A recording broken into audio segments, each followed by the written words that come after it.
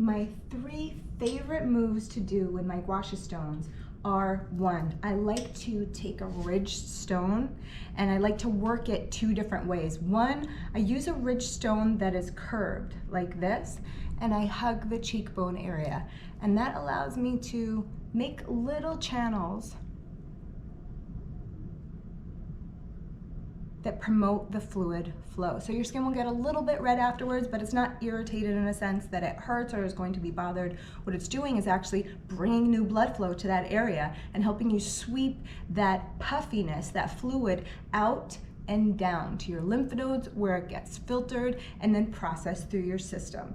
So using a stone with little channels and working it across your cheekbones, below your cheekbones, and then down the pathways towards your lymph nodes and spreading it out. My second favorite move is really working this cheekbone line right here. We have a muscle that comes all the way up and goes into our face, and if you follow a channel line up your neck to that muscle, man, you can see how the shape and tightness and curvature of your face really changes and grasps more of a youthful look.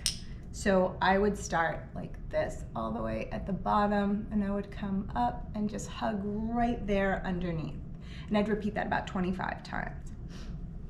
Then I would work the stone up and back, and I would trace this line about 25 times. And when you finish with this line, you'll see that you've improved the shape underneath your cheekbones to more of a chiseled look. After that, I typically finish up with cryo sticks because that locks the whole firmness in and the shape of my face. My last one is using the Gua Sha stone underneath the chin, and this is probably one of the most powerful moves.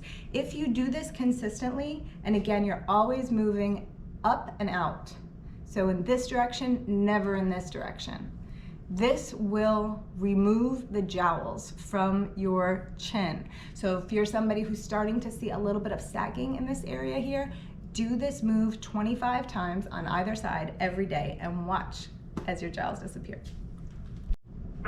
I like to use a non-comedogenic oil, and I actually combine 2 steps in one. I clean my face and use the gliding oil in the same step. I repeat it twice. So I use an oil that's actually a cleansing oil. I do it once. I make sure that the cloths come off clean on my face after I've wiped the oil off, and then I put that same oil back on my face and I do the Gua Sha stone massage. If I've already used that cleansing oil once or twice in the day and I then want to go and do a Gua Sha massage, I will use a rosehip oil or some other oils by some other companies that I can show in another video that I absolutely love, and they have a combination of non-comedogenic oils that are great for slowing aging, improving elasticity, and getting other nutrients into our skin.